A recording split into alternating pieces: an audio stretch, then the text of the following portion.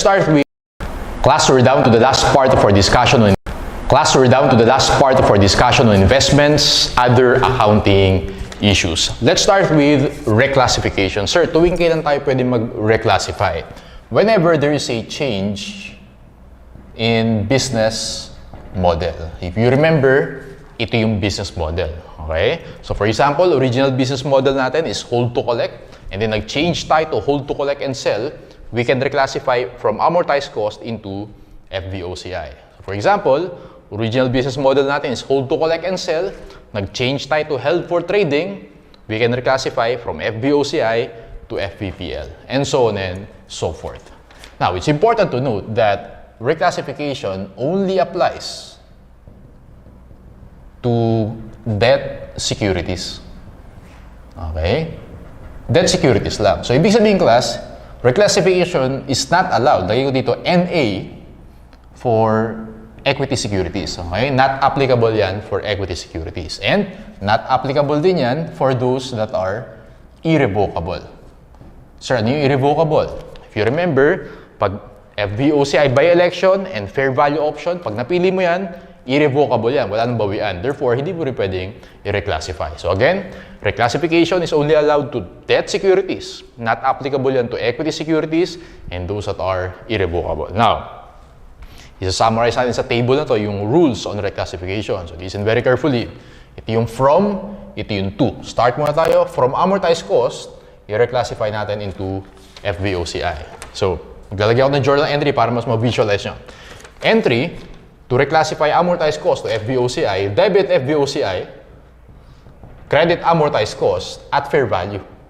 Okay, at fair value yan. Now, yung amortized cost, alam natin, hindi natin mark to market yan. So, ibig sabihin, yung carrying amount is different from the fair value.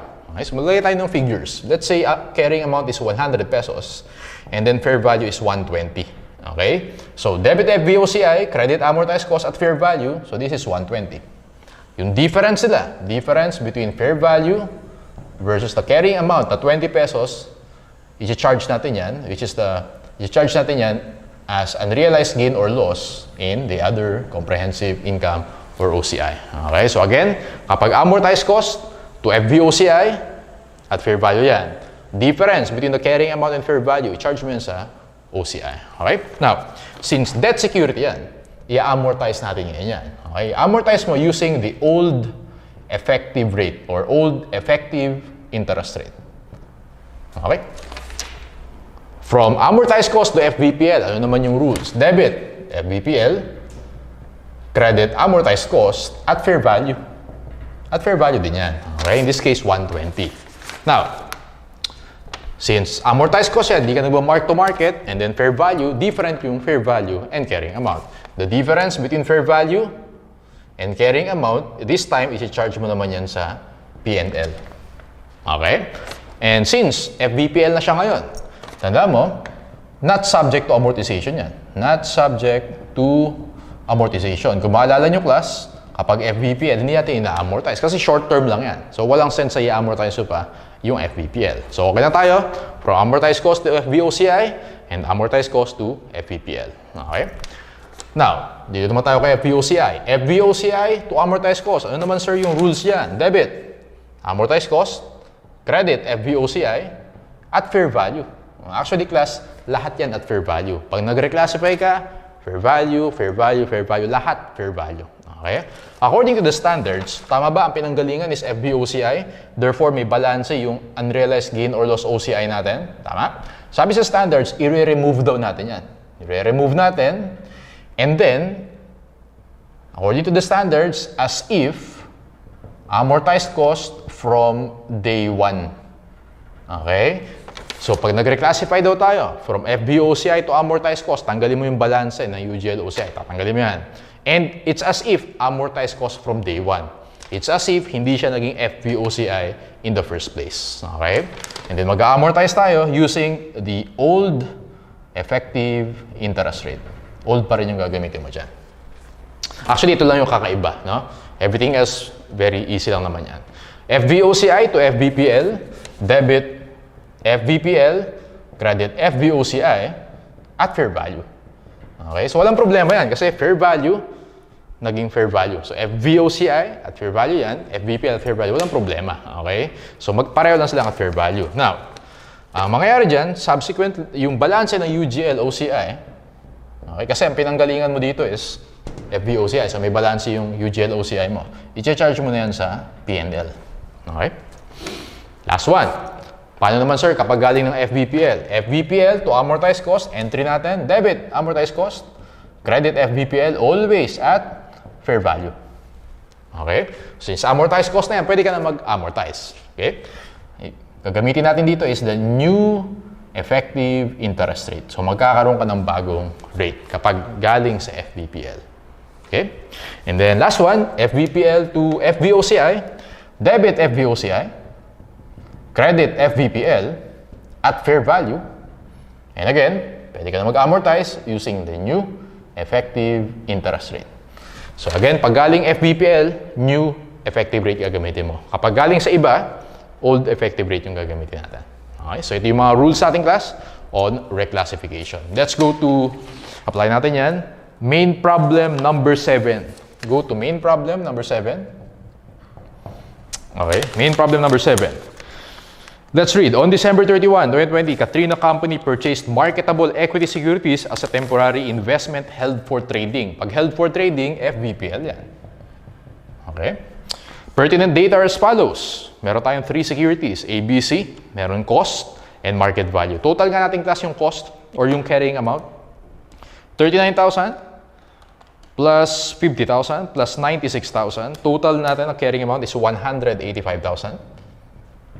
And then the market value or the fair value, total din natin class, 36,000 plus 55,000 plus 85,000, you have 176,000. Alright. Now, on December 31, 2021, it reclassified this investment in security C from current, yung current natin is FVPL, to FVOCI because it intends to retain security C as a long-term investment. Uy, na-reclassify FVPL, gagawin daw niyang FVOCI. What total amount of loss on its security should be included in the income statement? O, tingnan natin yung rules. FVPL to FVOCI, asan yun? FVPL to FVOCI, debit natin at fair value, and then new effective rate. Ay, buti na, basa mo ulit, naalala mo bigla, uy, sabi sa first sentence, Katrina Company purchased marketable equity securities. Sabi ko, hindi applicable ang reclassification kapag equity securities. Alright? Actually, yung problem 7, pang-trick yan. Okay? So, tricky problem yan. Ibig sabihin, class, kahit nag-reclassify siya, hindi siya allowed. FVPL pa rin yan. Kapag FVPL, mark-to-market tayo, and then, present natin sa P&L yung changes in fair value. Carrying amount is 185, bumaba to 176, 185,000 minus 176. So, it means, meron tayong loss na 9,000. 9,000 unrealized loss, charge mo sa P&L or in the income statement. Letter boy, 9,000. Okay? So, ang point ng problem number 7, hindi siya pwedeng i-reclassify. Kaya FVPL pa rin yan. Mark to market, usual. Difference, bumaba siya, so may loss tayo in P&L. So, yeah, let's go to main problem number 8. Main problem number 8. Main problem number 8. Let's see. Okay, Rona Company had investment in marketable debt securities costing 6 million. O, pwede na. Debt securities na, so pwede na i-reclassify. Which were acquired on January 1 and classified as FVOCI. So originally, FVOCI. Okay? On December 31, it decided to hold the investment to maturity and accordingly reclassified them as amortized cost from FVOCI to amortized cost. Ayan. The business model in managing the investment is to collect contractual cash flows that are solely payments of principal and interest. The investment's market value was 5.7 million on December 31, 2020 and 5.2 million on December 31, 2021. Take note, yung reclassification date natin, December 31, 2021. Okay? What amount should it report as unrealized loss on FVOCI securities in its 2021 Statement of Stockholders' Equity? Okay. Now, anong nangyari dyan, class? Yung FVOCI natin, originally, ganito nangyari dyan kung mag-TT account tayo, no? Originally, 6 million yan. Okay? January 1, 2020. Ngayon, December 31, 2020, tama ba, class?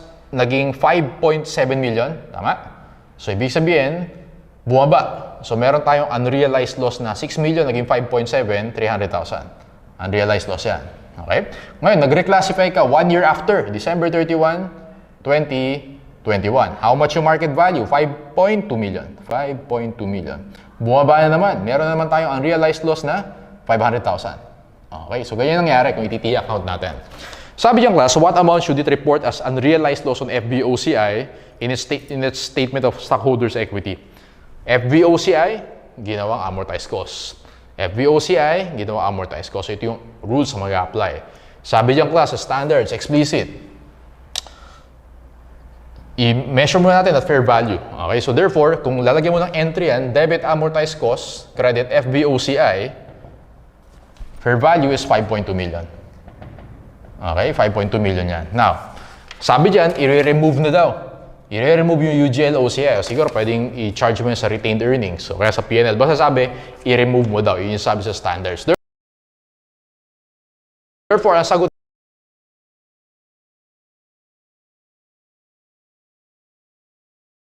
dito, class,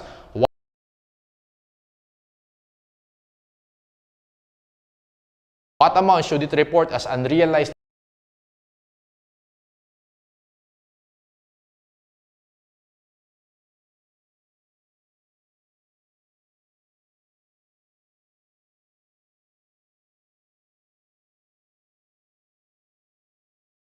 loss on FVOCI? I-remove natin. Therefore, sagot mo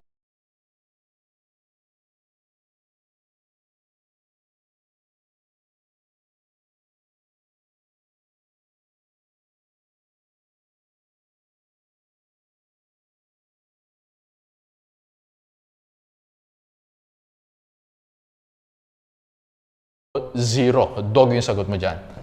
Okay, tanda mo.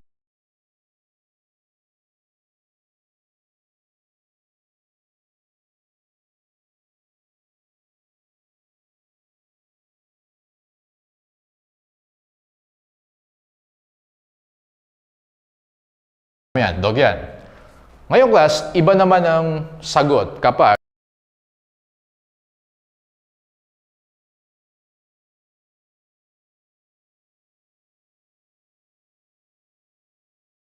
ang reclassification is from, ito scenario 1. Okay, scenario 1.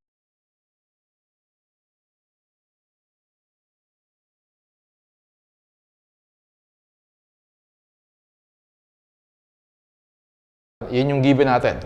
Let's say, ibahin natin yung scenario. Scenario 2, ito ang lalagay. Scenario 2, from amortized cost to FVOCI. Baliktarin natin yung scenario. Basta ang sagutan natin dito sa main problem 8 is dog, 0. Pero what if, sir, amortized cost ginawa nating FVOCI? Ano mangyayari dyan? So yung cost natin is 6 million. Okay? At fair value, so ang gagawin mo dyan, debit, ang entry natin, debit amortized cost. Okay? At FVOCI pala. Debit FVOCI at fair value, which is 5.2 million. And then, credit natin si amortized cost na 6 million. Yung balancing figure natin dito, class, is unrealized loss OCI, 800,000. Okay? Therefore, kapag ang tanong dito is, kapag ang situation is from amortized cost to FVOCI, ang sagot mo dyan, boy, 800,000. Alright? So, ulitin ko, class. Sa main problem number 8, FVOCI ginawang amortized cost. Ang sabi sa standards, explicit doon, i-remove mo daw yan. So, 0 na yan kasi i-remove mo nga, tatanggalin mo yan. Dog na yung sagot. Iniba ko yung given. What if, sir, amortized cost to FVOCI? Journal entry mo, debit FVOCI at amortized cost to FVOCI at fair value, which is 5.2 million. And then yung difference, saan mo i-charge? Sa OCI. Debit FVOCI at fair value, 5.2 million. Tanggalin mo yung amortized cost kasi nag-reclassify ka na. Difference ng carrying amount and fair value, charge mo sa unrealized loss, 800,000. If ang situation is amortized cost to FVOCI, boy naman yung sagot mo. Okay? Sige. Last problem, number 9. I-raise ko na to, class.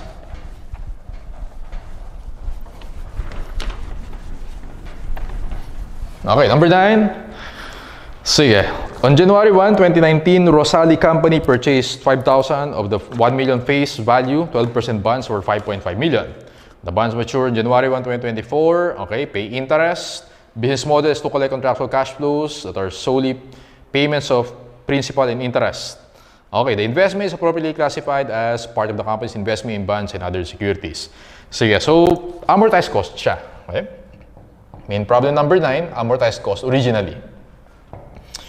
And then, on December 31, 2021, it decided to reclassify the bond investment to FVOCI. Uy, amortized cost to FVOCI. Nasaan yan?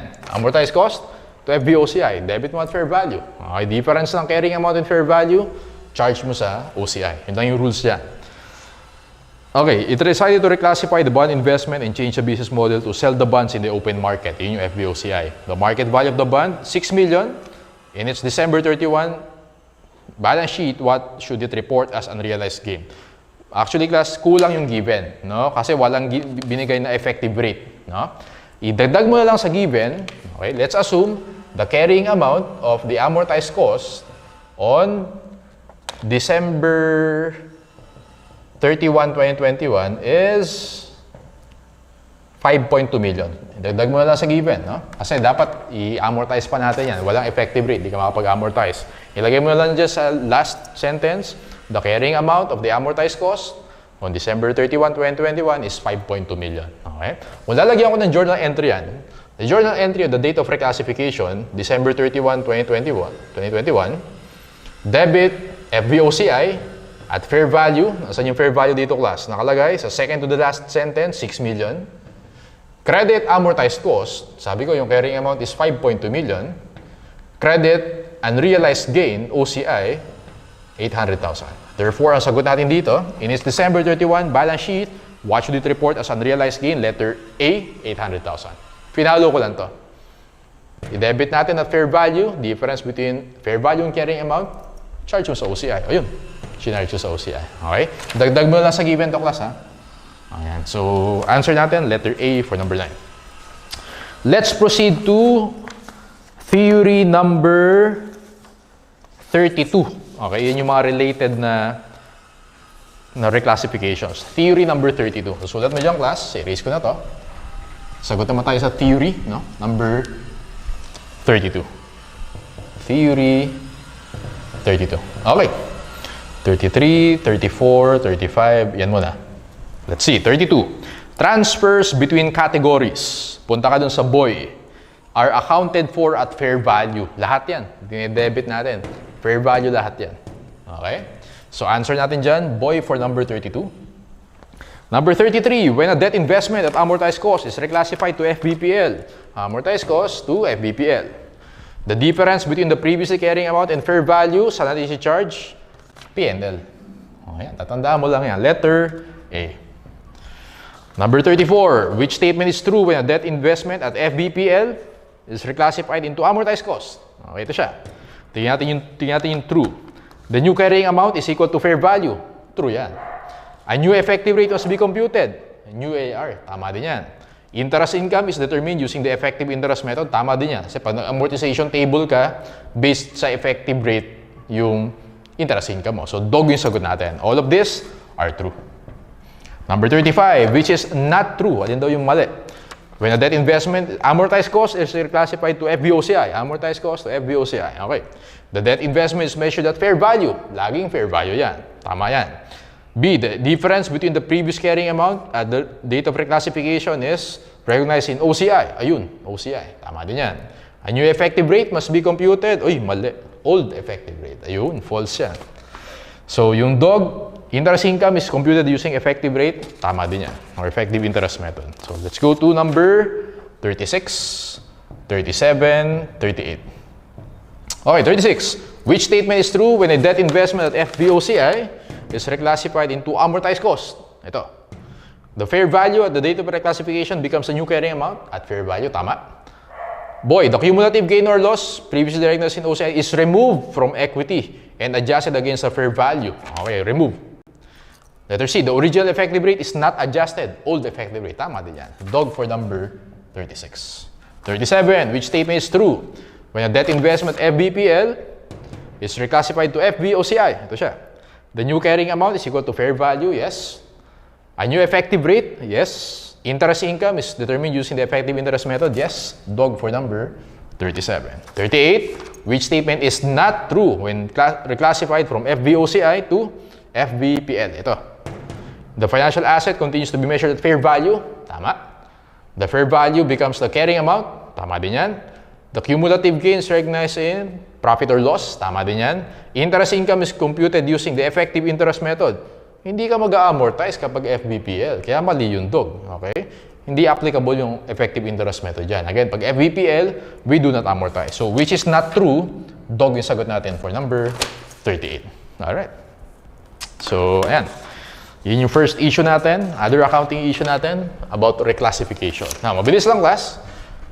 Second issue na di-discuss natin is compound financial instrument. Sir, ano ibig sabihin ng compound financial instrument? I'll give you an illustration. For example, tayo sa ABC, nag-invest tayo kay PLDT, okay, for 100,000 pesos.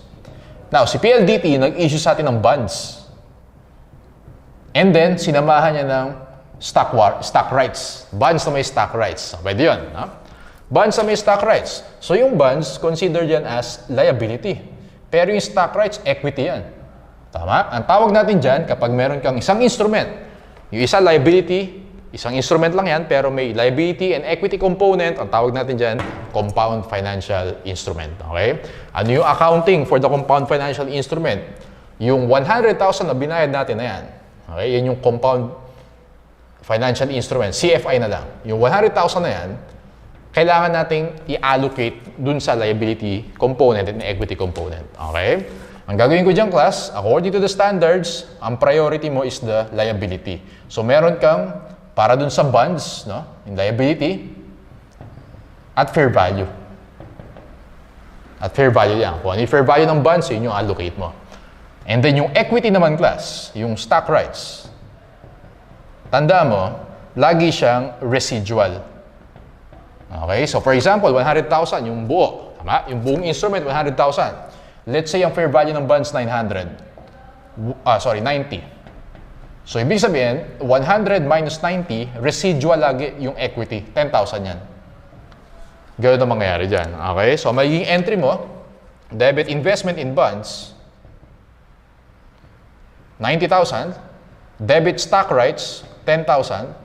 Credit cash, 100,000. Ngayon, para maalala mo to class, yung rules na yan on compound instrument. Ano ulit yung rules? Compound instrument, yung first is fair value muna ng bonds. Difference between yung compound instrument and fair value ng bonds, yun yung equity. Residual lagi yung equity. Paano natin maalala yan? Sa accounting equation natin, assets equal to liabilities plus equity. Pag ni-rearrange mo yan, assets, yun yung 100,000 minus liabilities is equal to equity. So, kung ano yung difference ng dalawa na yan, assets minus liability, laging residual sa equity. Okay? Tandaan mo yan. Let's go to last illustrative problem natin. Illustrative problem or illustrative example number 11. So, erase natin to class. Tandaan mo lang na residual si equity. Okay? Illustrative example number 11. Okay, last one na to. Sige. ABC company acquired investment in bonds with detachable warrants. So, yung warrants, yun yung basically evidence na may stock rights. Okay? Warrants.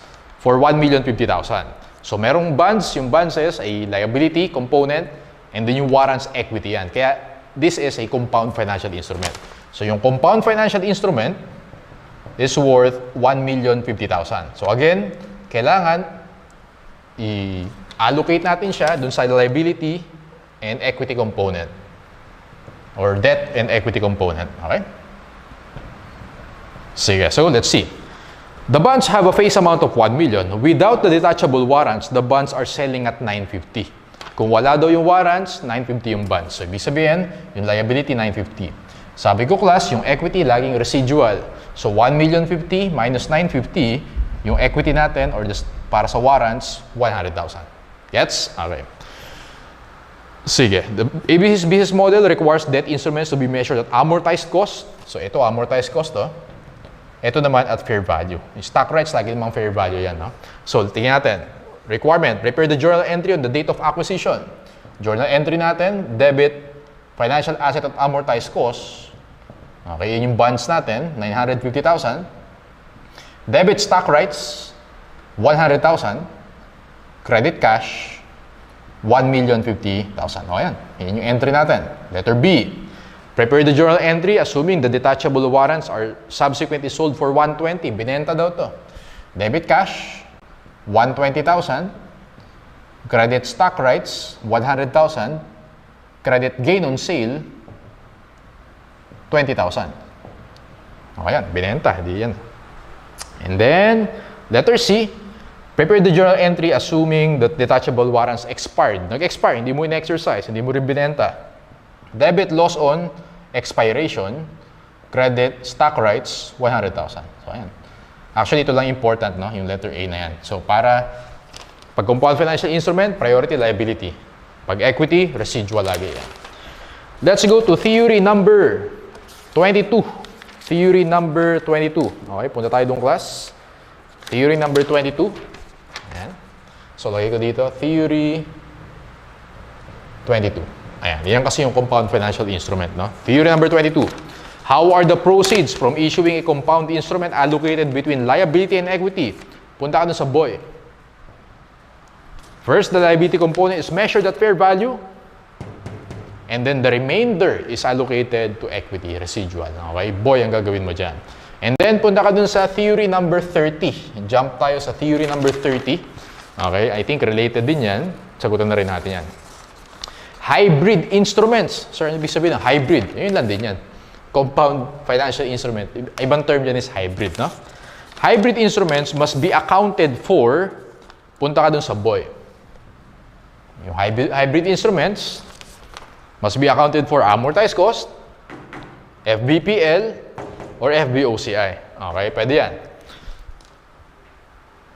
If an entity is not required to bifurcate the hybrid instrument, sobrang lalim, sir. Ibig sabihin ng bifurcate? Ibig sabihin lang ng bifurcate, separate. Okay? So, kapag daw hindi tayo required na i-separate, okay, pwede mo siyang i-measure at amortized cost, FVOCI, and FVPL. I'll give you an illustration para mas malinaw. Doon sa kanina nating class na example, di ba, merong amortized cost and meron kang equity, tama, yung stock rights. Okay? Pero pag ang nangyari, for example, parehong equity, let's say shares to. Instead ng amortized cost, shares yan. Okay? Ang in-issue. Yung shares, may kasamang stock rights. Di ba yung shares equity yon? Stock rights equity. Tama? Parehong equity. Hindi mo kailangan i-bifurcate or i-separate kasi pareho silang equity. Yun ang ibig sabihin yan. Kapag daw yung compound financial instruments, parehong equity, hindi mo kailangan i-bifurcate. Ibig sabihin, pwede mo siyang i-present as in this case, equity, no? So, FVOCI and FVPL. Okay, yun yung illustration. Basahin natin. Hybrid instruments must be accounted for, letter B, at amortized cost, FVPL, FVOCI, if an entity is not required to bifurcate. Kailan ka hindi required i-bifurcate? Pag parehong equity or pag parehong debt. Magba-bifurcate ka, yung ginawa natin, kapag may isang debt, may isang equity. Gets? Okay. So, ayan, that's for compound financial instruments. Class, the third accounting issue that we will discuss is fair value measurement. Sobrang important ng fair value when it comes to investments. If you recall, for all types of investments, amortized cost, FVOCI, FVPL, initially at fair value yan. FVPL and FVOCI, subsequently every December 31, measured din yan at fair value. That's why very critical na ma-determine natin appropriately kung how much yung fair value. Now, the guidance to measure the fair value can be found in PFRS 13. Okay? PFRS 13 shows us how to measure fair value. Actually, dinefine dun yung fair value.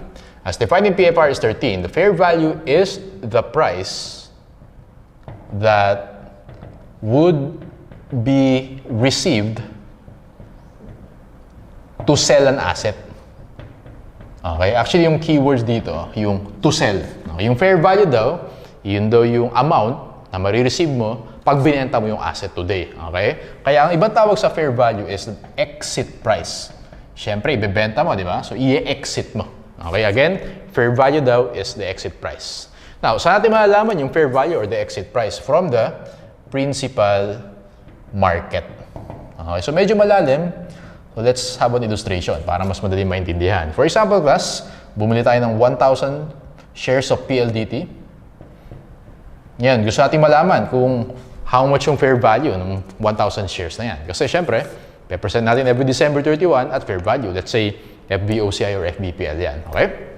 Now, sabi sa PFRS 13, tingin daw tayo sa principal market. Ano yung principal market when it comes to shares? Philippine Stock Exchange, PSE. Tingin tayo doon, alright? And then, tingnan natin kung ano yung exit price. Basically, kung magkano natin mabebenta si PLDT shares today. Okay? So, tingin ka lang doon sa current stock price ni PLDT. So, kung ano yung current stock price ni PLDT, which is the exit price, makikita natin in the principal market, the PSE, that is the fair value of the PLDT shares. For example, 100 pesos yung current stock price niya. O, yun yung fair value niya. Gets? Kung magkano natin siya mabebenta today to sell. Alright? So, ganun siya. And then, also class, in PFRS 13, meron tinatawag na fair value hierarchy. Okay, fair value hierarchy. Actually, 3 levels yan. Okay? Fair value hierarchy, level 1, level 2, and level 3. Sir, ano yung differences yan? Pag sinabing level 1 class, quoted prices. Ang pinakamagandang example ng quoted prices, ayun, yung PLDT shares. Quoted siya in the Philippine Stock Exchange. Okay, level 1 class, ito yung most reliable na fair value. Okay? Yung level 2, kapag meron kang observable inputs, hindi siya quoted prices, meron ka lang observable inputs. Level 3, yung least reliable kapag unobservable inputs. Sir, ano ibig sabihin ng observable and unobservable inputs? Okay, so in practice, merong mga si management, meron siyang gagamitin mga techniques. So FYI na lang, ang tawag doon, discounted cash flow techniques. Okay, DCF, para ma-determine yung fair value. Okay, so level 1, quoted.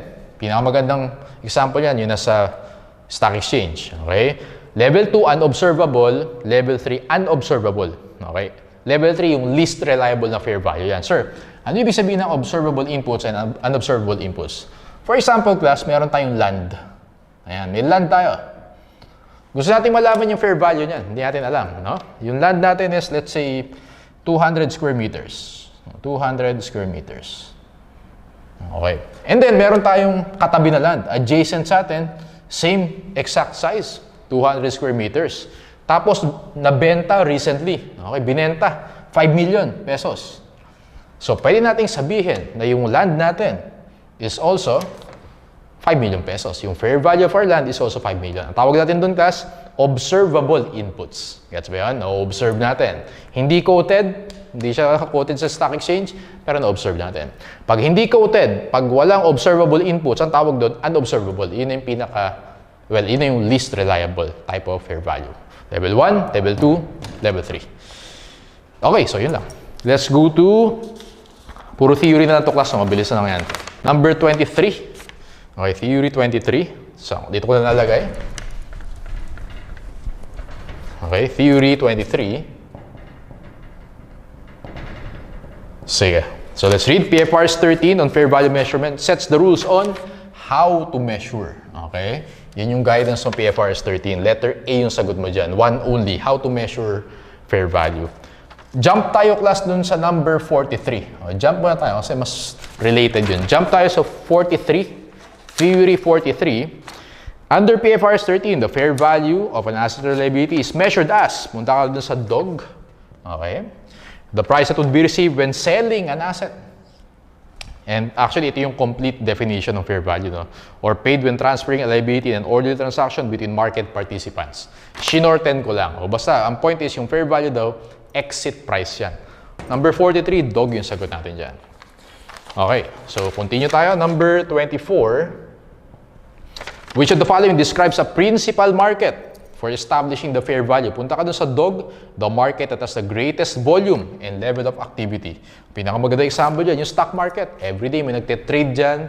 So maraming participants. So mataas yung volume dyan. Okay? Letter D. Number 25. When measuring fair value, which level has the highest priority? Level 1. Kasi yun yung most reliable. Letter A for 25. 26. In the context of PFRS 13, the fair value is essentially considered as an exit price. Boy. Bakit exit price? To sell. I-exit mo na. Tama? So, boy. Number 27. Okay, so ibang concept naman. 27. In which of the following circumstances is the recognition of a financial asset is not appropriate. Okay? The contractual rights to cash flows have expired. Expired na. Pwede mo na i-recognize yan. Letter B, the financial asset has been transferred and then the entity has lost control. Binenta mo na. Pwede mo nang i-recognize yan. Letter C yung hindi pa pwede. Kasi sabi dyan, the financial asset has been transferred and the entity has retained substantially all of the risks and rewards. Hindi mo na-transfer yung risk and rewards. So, sa'yo pa rin yan. Letter C yung not appropriate dyan. Okay? D, financial asset has been transferred and substantially all of the risks and rewards. Letter C for number 27. Number 28, if there's an objective evidence that FVOCI is impaired, the cumulative loss had been recognized directly in equity. Okay, so yung impairment loss class, di natin diniscuss yan. Kasi kung ano yung impairment loss sa loans receivable, naalala niyo pa yun? Sa loans receivable, ganun lang din yung concept sa investments. Wala silang pinagkaiba, no? Now, kapag daw yung FVOCI, na-impair siya, di ba? Pag FVOCI, merong unrealized gain or loss sa OCI yan. Pag na-impair yan, dadali mo siya sa P&L. Letter C yung sagot sa 28. Okay? 28. Shall be removed from equity and recognized in profit or loss. Number 29, under PFRS, an entity. Letter A, should evaluate every investment for impairment. Actually, C yung sagot sa 29, no? So yung 29, kung maalala mo class yung loans receivable, basahin natin. Calculates the impairment loss on debt investments as the difference between the carrying amount plus accrued interest. Naalala nyo, ganun sa loans receivable. And expected future cash flows discounted at the effective rate. Okay? Kung maalala nyo yung loans receivable, meron tayong carrying amount, kasama yung accrued interest, compare yan sa present value. Difference sila is the impairment loss. Ganun din sa investments, kaya hindi natin diniscuss yan. Okay? Letter C for number 29. 30, okay na tayo dyan. Yung hybrid instruments, boy yung sagot dyan. 31, okay. What are the conditions for offsetting financial assets and liabilities? FYI na lang to. No? Actually, according din sa PAS 1, ito yung requirements of offsetting. Letter B, a legal right to offset and intention to settle or net or simultaneously. FYI na lang yan. Sa standards, allowed tayo i-offset, okay, or i-present na net amount yung financial asset and liability kapag meron tayong legal right and merong intention. So, number 31 is boy. And then, I think yung mga hindi pa natin nasagutan, punta tayo sa number 39 to 42. Ayan, last 4 na. And then, tapos na tayo sa investments. 39. Which does PFR 7 not required to be disclosed? Yung PFR 7 class, another standards yan for financial instruments, puro disclosures yan. Nandyan lahat ng required disclosures.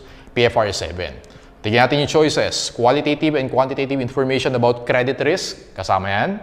Liquidity risk, kasama yan. Market risk, kasama yan. Operational risk, hindi yan kasama sa disclosures.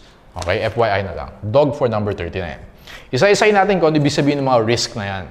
40. In accordance with PFR 7, financial statement disclosures, which of the following best describes credit risk? A. The risk that an entity's credit facilities will be withdrawn in debt. B. The risk that an entity will encounter difficulty in meeting obligations. Yung boy, liquidity risk yan. Okay? Letter C. The risk that the fair value associated with an instrument will vary to changes. Market risk naman yung letter C. Letter D. The risk that one party to a financial instrument will cause a financial loss for the other party. Ang tawag natin dyan, credit risk. Okay? Letter D for number 40. Again, ang kailangan mong i-disclose, credit risk, liquidity risk, and market risk. Sa number 40, yung boy is liquidity risk, yung C is market risk, yung D is credit risk. 41. In accordance with PFR 7, which of the following best describes the risk that an entity will encounter difficulty in meeting obligations? Again, letter C, liquidity risk. And last one, under PFR 7, market risk refers to the risk, punta ka dun sa dog, okay? That the fair value or future cash flows of a financial instrument will fluctuate because of changes in market prices. Dog for number 42. Number 43, nasagutan na natin yan kanina. Yung fair value, dog ang sagot dyan. Okay, so I think nasagutan na natin lahat sa handouts natin. That concludes our discussion on investments.